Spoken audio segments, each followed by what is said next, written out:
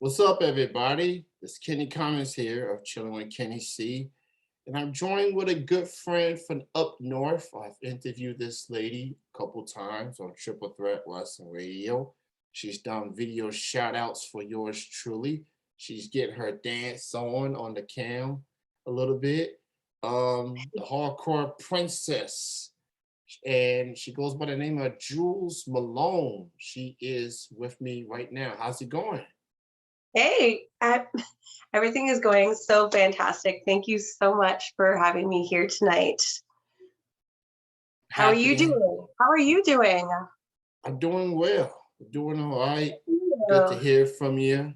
You're Yeah. one of the few people I've interviewed in Triple Threat Wrestling Radio that I've lingered into this particular show now. So I'm happy that you follow me into this particular podcast, and we're doing this interview under different circumstances, obviously, because I just read on social media, people getting their feelings and whatnot, but I'm in my feelings because I hear that you are calling it a career by the end of 2022. Uh, Yes. so talk about what led into your decision of ending your career as a wrestler. Okay. Well, thank you so much for all of that. Yeah. So what brought me to making my decision, it was a very difficult decision for myself to make because obviously wrestling has been my passion for my entire life. The business has been so good to me. I'm talking like I cannot be more grateful than ever, but I had to take a step back and take a look at what I need to do for myself. And, and during COVID, like there was a lot of time that I had to think and reflect on like what are my plans next and whatnot. And I just had to say that, it just came to me that I've done so much in wrestling. I've accomplished so much. I've just done so many things I would have never thought I've been able to do this from day one. And so from that, I just feel, I was just like, I need to just like close this chapter in my life book, right? And move forward with other things because, I myself, I'm just an extremely a very busy person. I love wrestling. I'm always going to be involved in wrestling, and also like my body is like getting very sore. And I want to be able to live as long as possible. Like real talk, I want to live as long as possible, and I want to ensure that I have the best quality of life possible for myself. So I find if I give myself like another year of wrestling, the injuries and all that, I think anything after that like might be a little bit too much considering like my age and all this and just like how my body is feeling. Not really age, but just how my body is feeling rather. Because like I will always love wrestling. I will always be a part of wrestling.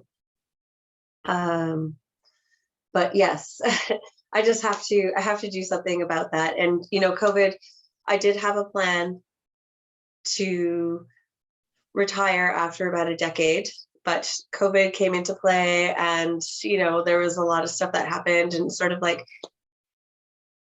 it interfered with my plan with my wrestling career. So that's essentially what just happened.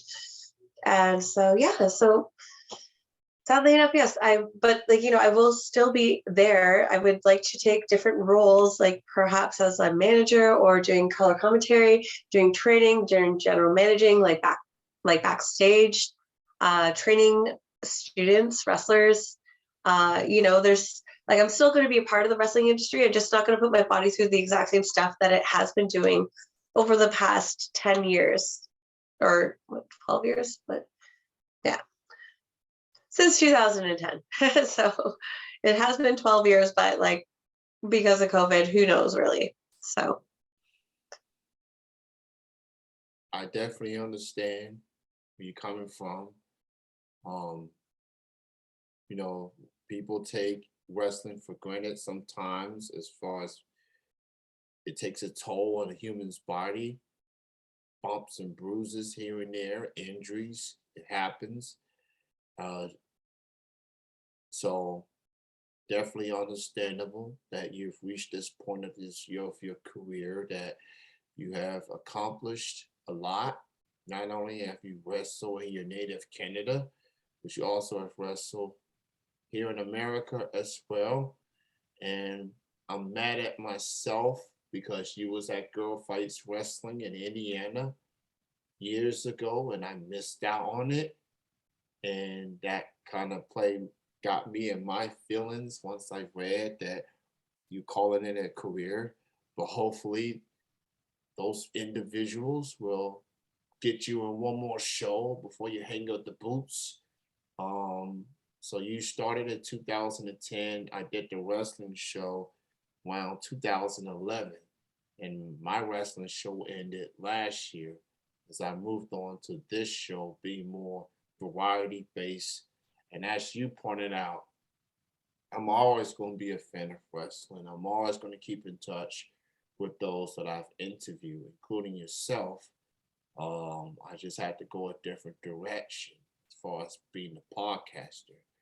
And in your case, you've accomplished so much. You've been a mentor. You've been great to professional wrestling, and people that had the chance to work with you, network with you along the way. They gonna miss the hardcore princess in that ring. But I appreciate you for what you have done. Um, Thank you for giving a guy like me the opportunity to interview you and oh, follow your career. And I definitely look forward to seeing what's next on the horizon for you, whether it's commentary or being a trainer. As you said, you'll still be active in wrestling in some capacity.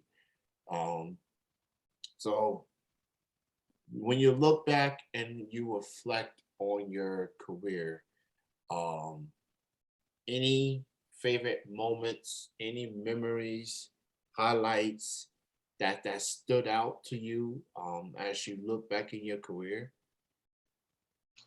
oh wow, that is an excellent question. Thank you very much for asking me that. Um, oh wow, okay, yes, okay. Let me think back. I'm gonna have to say there is. Oh, oh, oh wow, there's just far too many. There's far too many experiences, but I would just say the first time that I was actually given an opportunity to wrestle independently, like in a singles match, was due to Sebastian Swab here he was one of my trainers here in Toronto. I was actually just paying my dues, being a student, um, and he was just like, "Hey, we need a female opponent, or we need a female wrestler. You're ready. I know you're ready." He lent me his tights. That was it. He just pushed me. He believed in me. He made me feel confident, even though I did not feel ready. And I was just there trying to set up a ring and pay my dues as a student. And he did that for me. And so, and I had a match, and it was a great match. It was against Elysia Sparks. And so I thank both of them. And other opportunities was people just, it's so difficult to say because I have had so many people believe in me, take a chance on me, and invest in me.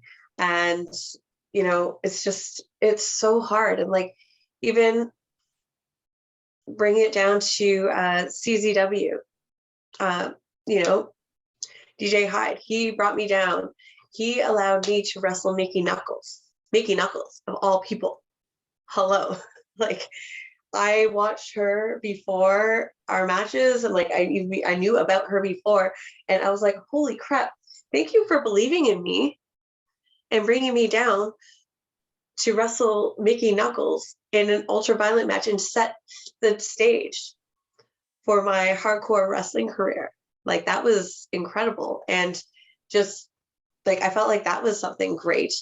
And I just feel so bad if I like don't mention everybody. But, it's just like to anyone like who has like believed in me, like it's like really great. But yes, so and yeah, I'm gonna stop it there because I could just go on forever and ever.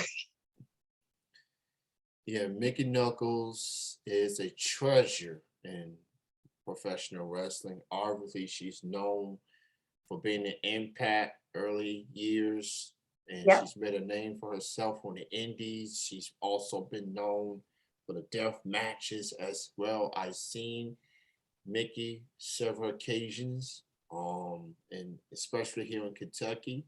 That's where she's from originally. Um, Love.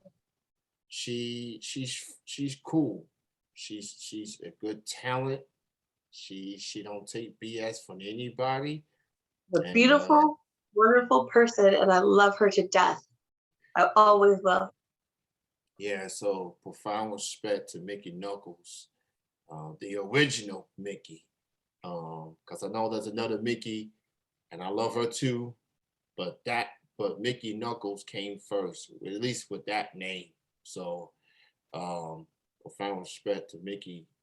So with this being your last calendar year as a wrestler, I know you got some shows lined up.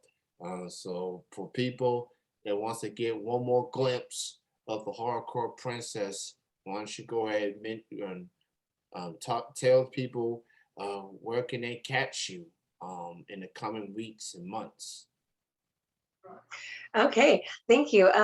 Yes, so since everything has just opened up here in Canada, I can be seen right now. I have Pro Wrestling Eclipse. I am the Flame Champion, and you can see me at on March 13th.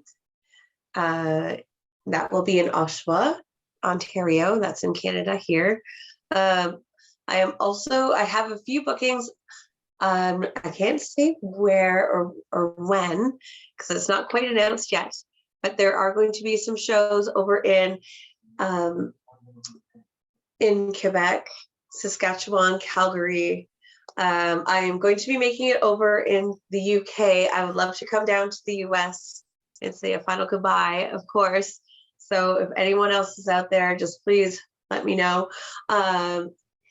And I'm just trying to do as much as possible.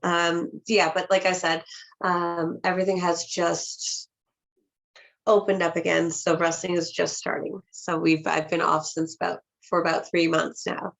So it'll be really great to just get back next week or in two Yeah, weeks. yeah. As far as Canada, they handle their restrictions different than here in America. Here in America, we kind of been going for the most part.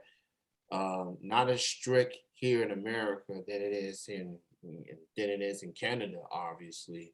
But at least people get back to work and do the things that they love to do. So I mean, we still got ways to go with this pandemic, but obviously, regardless of what you do, the number one goal is safe and healthy of everyone, especially the those in the front line, especially.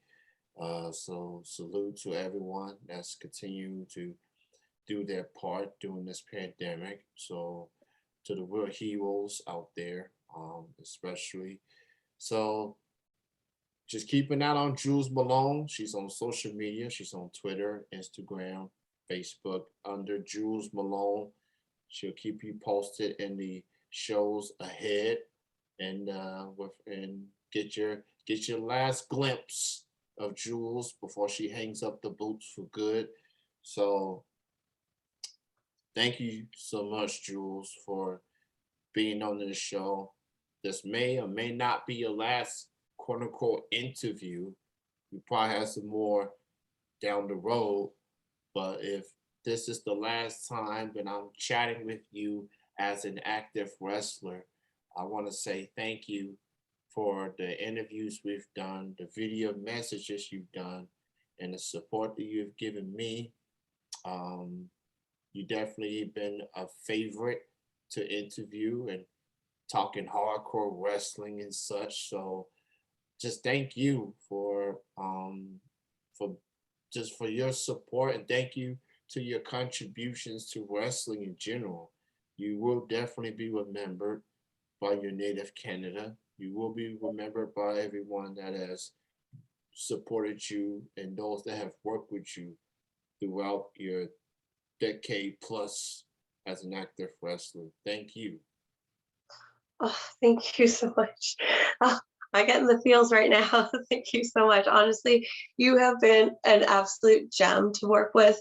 Thank you so much for giving me all these opportunities of like speaking. I've always enjoyed um, being on these podcasts with you, and like you've been doing like awesome. And like honestly, thank you to everyone who's been like listening to both of us and like your shows and like believing in both of us and like myself. Like honestly, thank you. And like, hey, I'm still gonna be around and just not gonna be taking all those bumps, which is gonna be a lot better for me. But yeah, so honestly, thank you so much. I'm so grateful, so blessed, and I wish everyone just like the best of luck and positivity for like the rest of your lives forever.